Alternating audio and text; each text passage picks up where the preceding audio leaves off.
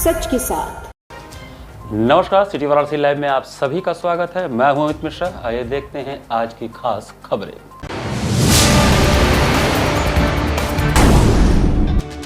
केंद्रीय पेट्रोलियम मंत्री हरदीप सिंह पुरी पहुंचे वाराणसी। जिला विकास समन्वय एवं निगरानी समिति दिशा की आयोजित बैठक में हुए शामिल। राष्ट्रीय शैक्षिक महासंघ के बैनर तले प्राइमरी स्कूल के शिक्षकों ने सुप्रीम कोर्ट के फैसले पर जताया विरोध। PS4 प्रजापति समाज द्वारा डॉक्टर हस्तप्पा कुमार की जयंती पर निकाली गई संविधान बचाओ देश बचाओ शोभा यात्रा। और पीएम मोदी के 75वें जन्मदिन पर वाराणसी नगर निगम शहर वासियों को देगा 11 करोड़ रुपए के विकास परियोजनाओं की बड़ी सौगात। और अब समाचार विस्तार से। प्राइमरी स्कूल के शिक्षकों ने सुप्रीम कोर्ट के टीईटी परीक्षा के पास करने की अनिवार्यता के निर्णय के विरोध में प्रदर्शन किया। जिला मुख्यालय पर राष्ट्रीय शैक्षिक महासंघ के बैनर तले प्राइमरी स्कूल के शिक्षकों ने सुप्रीम कोर्ट के फैसले के विरोध में प्रदर्शन किया। शिक्षकों ने एकजुट होकर कहा कि सुप्रीम कोर्ट का जो फैसला है वो न्याय संगत नहीं है। हमारी मांग है कि हमारे संघ से कि वो पुनर्विचार याचिका डालें या हमारे प्रधानमंत्री और सांसद नरेंद्र मोदी सदन में कोई ऑर्डिनेंस लाकर इस फैसले को रद्द कराएं। इस संघ की मांग है कि साल 2010 के पहले तक के नियुक्त शिक्षकों को टीईटी की परीक्षा से मुक्त कर दिया जाए। बता दें कि सुप्रीम कोर्ट द्वारा सभी प्राथमिक व उच्च प्राथमिक विद्यालयों के शिक्षकों के लिए शिक्षक पात्रता परीक्षा टीईटी को अनिवार्य करने के आदेश के बाद प्रदेश भर में शिक्षकों की नौकरी पर संकट गहरा गया है। आदेश के अनुसार अगले 2 वर्ष के भीतर टीईटी पास करना अनिवार्य होगा, अन्यथा नौकरी छोड़नी पड़ सकती है। इस फैसले से असंतुष्ट शिक्षकों ने विरोध तेज कर दिया है। यह नियम उन शिक्षकों पर लागू है जिनकी सेवा 5 साल की बची है। वाराणसी कलेक्ट्रेट पर राष्ट्रीय शिक्षक महासंघ के बैनर तले सैकड़ों शिक्षकों ने सोमवार की दोपहर बाद जिला मुख्यालय पर टीईटी अनिवार्य करने का विरोध किया। इस दौरान जमकर नारेबाजी हुई और शिक्षक शिक्षिकाओं ने इस फैसले को वापस लेने की मांग उठाई।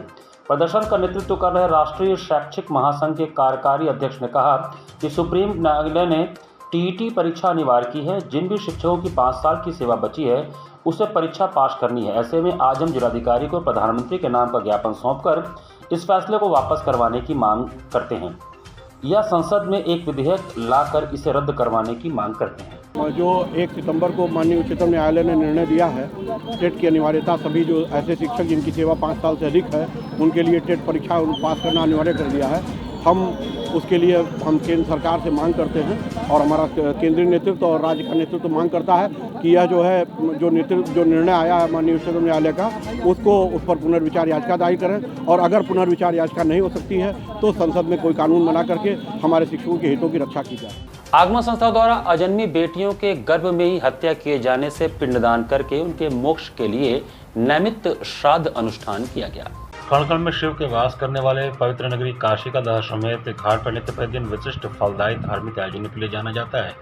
लेकिन कल मातृनवमी के दोपहरिया में हुए नैमित्त श्राद्ध अनुष्ठान उन अजन्मी बेटियों के लिए आहूत थी जो भूलोक पर आने के पूर्व ही माँ के गर्भ में ही बलात् प्रेत योनि के रास्ते जाने को मजबूर किया गया। इन बेटियों को प्रेत योनि में भेजने वाले कोई और नहीं, उन्हीं के सगे माँ बाप बुआ दादी उनके परिजन हैं। माताओं के समर्पित पितृपक्ष का नवमी तिथि को शास्त्रीय विधान संघ आगमन संस्था टीम ने पिंड निर्माण कर विधिपूर्वक पुत आत्माओं का आवाहन के बारी बारी से उनके मोक्ष की कामना की। अंतिम प्रणाम के 12वें साल 13,000 पिंड के माध्यम से अजन्मी बेटियों के मोक्ष की कामना की गई। श्राद्ध अनुष्ठान का समस्त कर्म संस्था के संस्थापक डॉक्टर संतोष ओझा ने किया, जबकि अनुष्ठान संपादित पंडित दिनेश शंकर दुबे और कन्हैया पाठक के संग पंच विप्रो ने कराया। इस अनोखे अनुष्ठान की शुरुआत ब्रह्मकाल के स्नान के उपरांत पिंड निर्माण से हुआ और कर्म के उपरांत गंगा के मिट्टी की वेदी निर्माण, शांति पाठ पश्चात शास्त्र वर्णित मंत्रों के बीच आवाहन, प्रेत योनि के बेटियों के पिंड का पूजन अर्पण और तर्पण साथ पंचबली ब्राह्मण भोज के साथ अनुष्ठान का समापन हुआ। आगमन संस्थान के संस्थापक और श्राद्धकर्ता डॉक्टर संतोष ओझा के अनुसार आगमन संस्था 2001 से लगातार अजन्मी बेटियों को बचाने का अभियान चला रही है। संस्था ने विगत 25 सालों में सैकड़ों माँ बाप का काउंसलिंग कर उन्हें पेट में पल रही बेटियों को जन्म देने के लिए प्रेरित किया। अफसोस जाहिर करते हुए कहा कि तमाम सरकारी और संस्थागत प्रयासों के बावजूद आज भी काशी में कन्या भ्रूण हत्या जारी है, जिसको रोकने के लिए सरकारी तंत्र को और भी प्रभावी और सख्त कदम उठाने की जरूरत है। आगमन संस्था को अपने चिन्हित अल्ट्रासाउंड सेंटरों और उनके संचालकों के खिलाफ बड़ा अभियान चलाने की घोषणा करेगी। इस कार्यक्रम में राहुल गुप्ता, हरिकृष्ण प्रेमी, साधना, सन्नी कुमार, ज्योति, जितेंद्र जी, किरण, साधना, सोनी, अरुण गुप्ता, मदन गुप्ता, भानु प्रताप, सुनील आदि शामिल थे। ये पिछले 12 सालों से हम लोग कर रहे हैं और दरअसल आज पितृपक्ष की मातृनवमी है और ये तिथि मातृ विशेष होता है, या ये कहा जाए कि मातृपक्ष को समर्पित होता है। हमारे संस्था का मानना ये है कि निश्चित तौर पे जो बेटियां जिनके परिजनों द्वारा जाने अनजाने में किया जा रहा है ये पाप महापाप, इस पाप से वो निवृत्त हों, किनारे हों और इससे वो बचें। इसके साथ ही साथ हमारा ये भी प्रयास है संस्था के तमाम टीम और हमारे जो पुरोहित लोग हैं इन लोगों का कि ये हमें करना ही न पड़े, इसलिए न करना पड़े कि यदि भ्रूण हत्या नहीं होगी तो शायद हम लोग इस अनुष्ठान को न करें, और यही कामना हमारे पुरोहित से लेकर हमारे सदस्यों की है, हमारी अपनी है। केंद्रीय पेट्रोलियम मंत्री हरदीप सिंह पुरी की अध्यक्षता में जिला विकास समन्वयक एवं निगरानी समिति की बैठक हुई। केंद्रीय पेट्रोलियम मंत्री हरदीप सिंह पुरी ने वाराणसी में जिले के विकास के मद्देनजर जिला विकास समन्वय एवं निगरानी समिति दिशा की आयोजित बैठक की अध्यक्षता की। बैठक में लिए गए निर्णयों के बारे में जानकारी प्रदान करते हुए उन्होंने कहा कि वाराणसी में पहले से ही काफ़ी विकास कार्य हुए हैं, यह विकास कार्य संतोषजनक हैं। प्रदेश सरकार और केंद्र सरकार की प्राथमिकता में प्रधानमंत्री नरेंद्र मोदी का संसदीय क्षेत्र वाराणसी पहले से ही रहा है। ऐसे में यहाँ पर अनेकों योजनाएं संचालित हो रही हैं। जो योजनाएं संचालित हो रही हैं वह संपूर्ण अवस्था को ही प्राप्त कर रही हैं और इससे लोगों को लाभ भी हो रहा है। इसके अलावा अन्य योजनाओं की प्रगति की भी समीक्षा की गई। इस बैठक में मछली शहर चंदौली के सांसद भी उपस्थित रहे और योजनाओं के प्रति उनका भी सहयोग मिला। यह काफ़ी सकारात्मक बात है। बैठक के पश्चात पत्रकारों से बातचीत में उन्होंने कहा कि इथेनॉल को लेकर किसी प्रकार का भ्रम किसी को नहीं होना चाहिए। भारत सरकार ने 2022 तक 10% इथेनॉल और 2030 तक 20% इथेनॉल की ब्लेंडिंग का लक्ष्य रखा था। अच्छी बात यह है कि यह समय से पूर्व हो गया। इथेनॉल से हमारे अन्नदाता का भी लाभ होता है। बीच में यह भ्रम की स्थिति हो गई कि हम इथेनॉल से भी आगे जाने वाले हैं, लेकिन मैं आज स्पष्ट करता हूं कि इस पर किसी प्रकार का कोई निर्णय नहीं लिया गया है। आज हुई बैठक में चंदौली के सांसद वीरेंद्र सिंह के साथ मछली शहर की सांसद प्रिया सरोज और प्रदेश सरकार के मंत्री अनिल राजभर के साथ दारा सिंह चौहान भी उपस्थित रहे।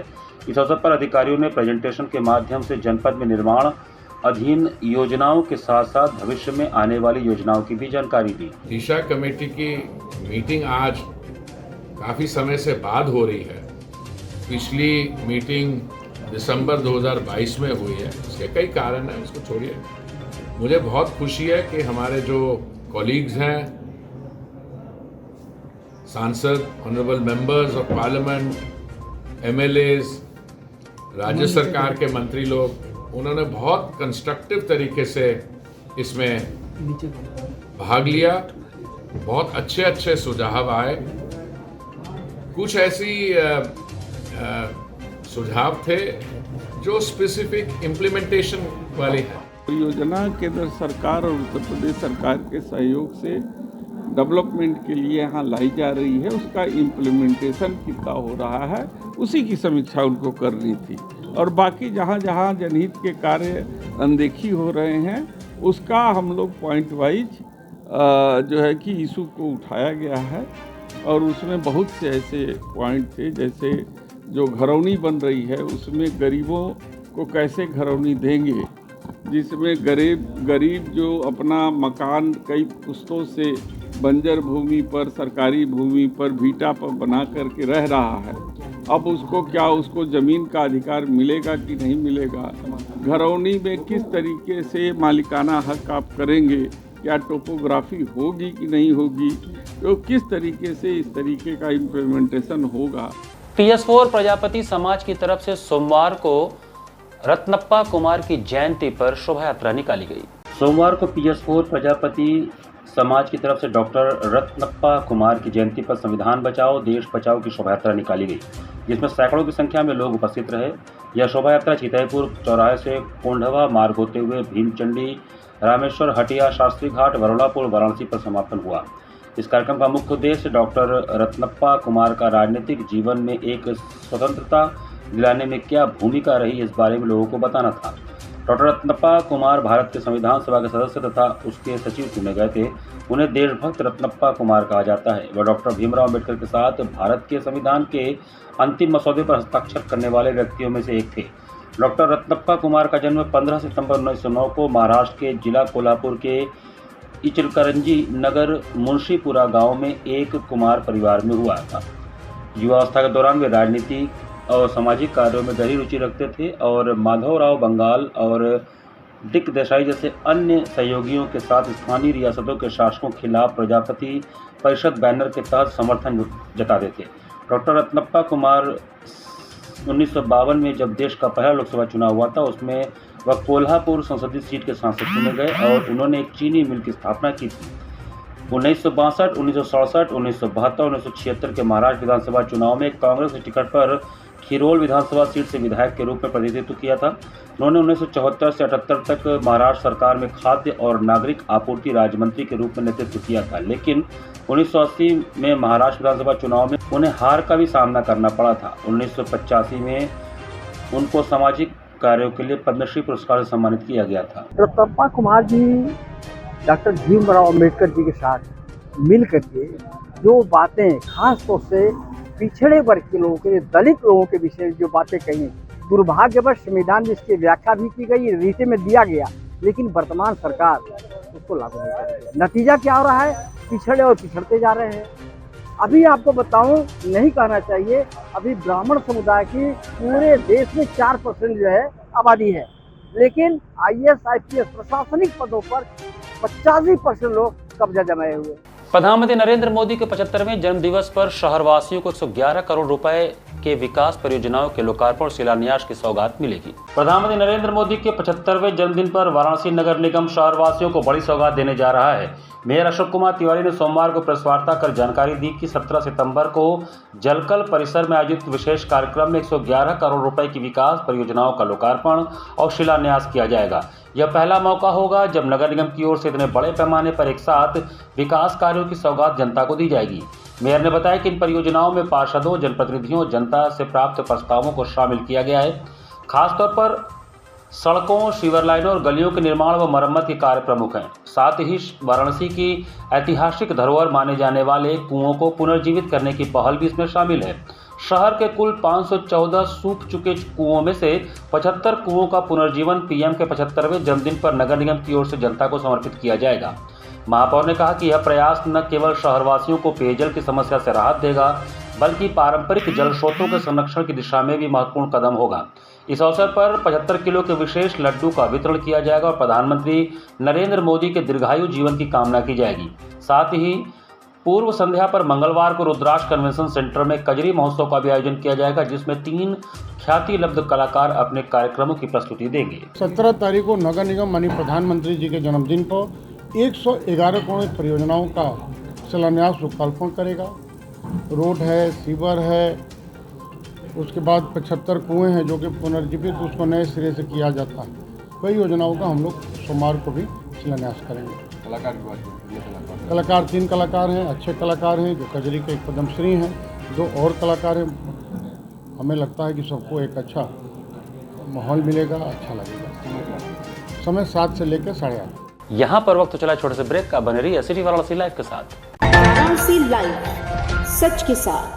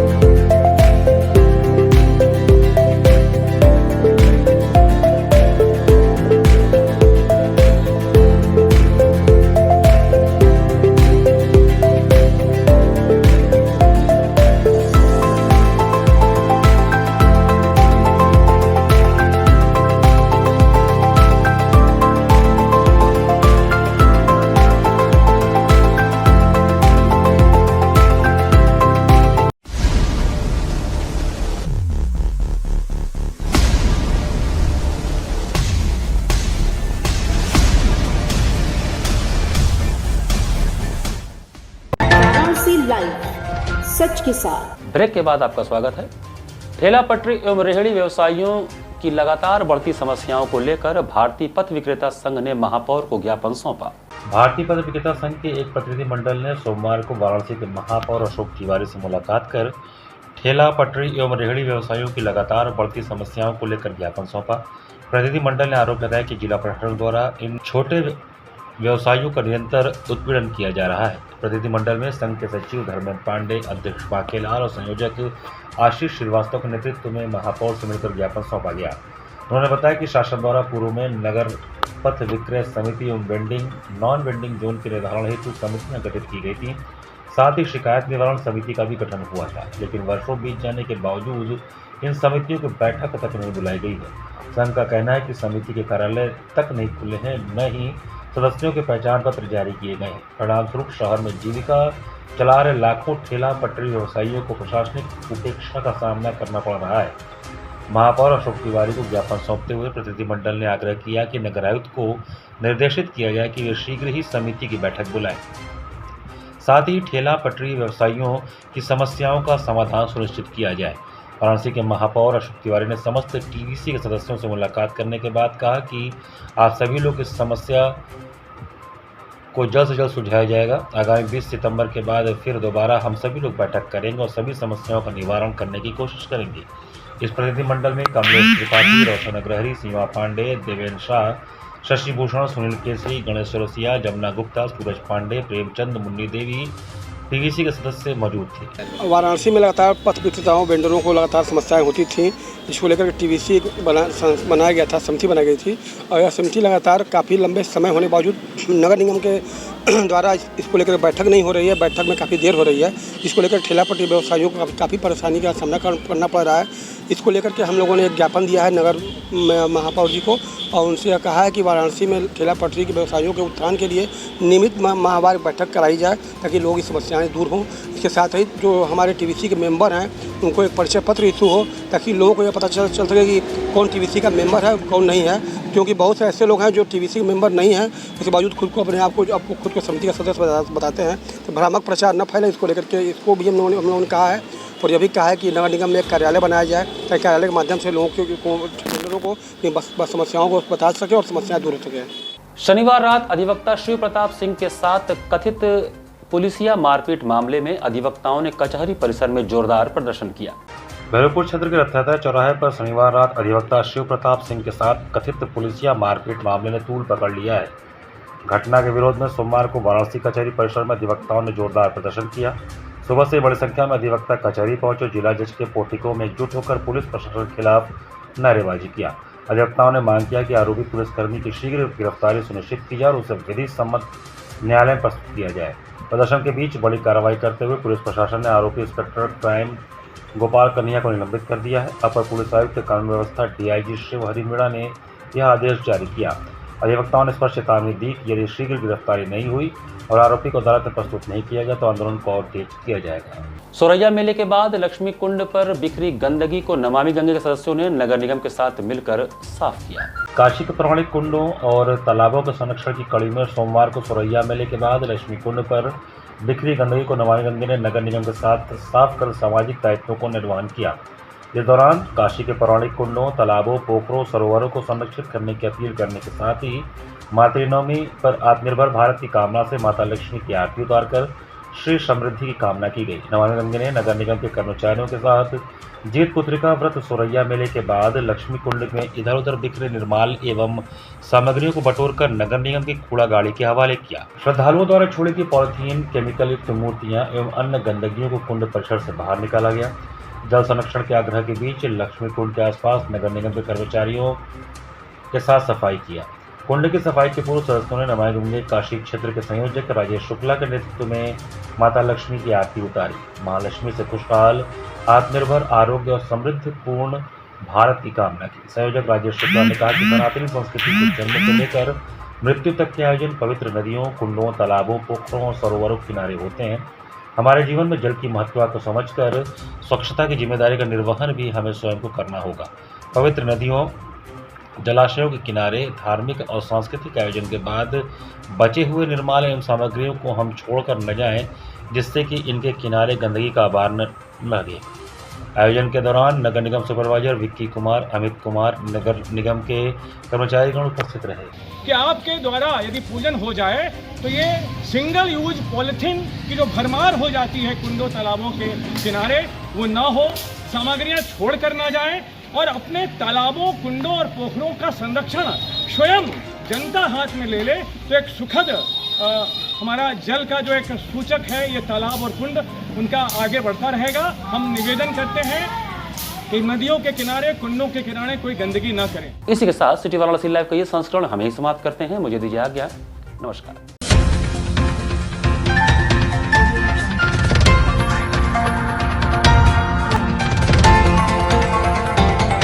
वाराणसी लाइव, सच के साथ।